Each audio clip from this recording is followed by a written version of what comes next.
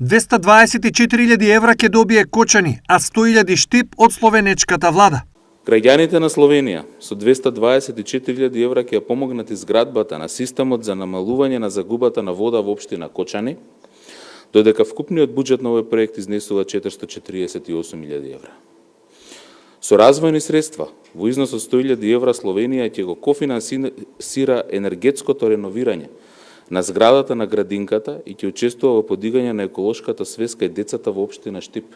Словенечката вице-премиерка Тања Фајон ја поздрави соработката, не заборавајќи дека екипи од нашата држава Летово ги санираа последиците од големите поплави во Словенија. Северна Македонија и Словенија имаат традиционално одлични односи. Нашите луѓе се исклучително поврзани и затоа и благодарам на Северна Македонија за исклучителната солидарност кога имавме во текот на август катастрофални поплави.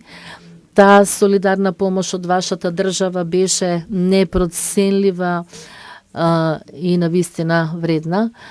Освен Штип, финансиска помош ќе добијат Кратово, Крива Паланка и Дојран, за што денес се потпиша меморандум, кој е пак дел од долгорочниот договор за стратешка соработка помеѓу двете земји.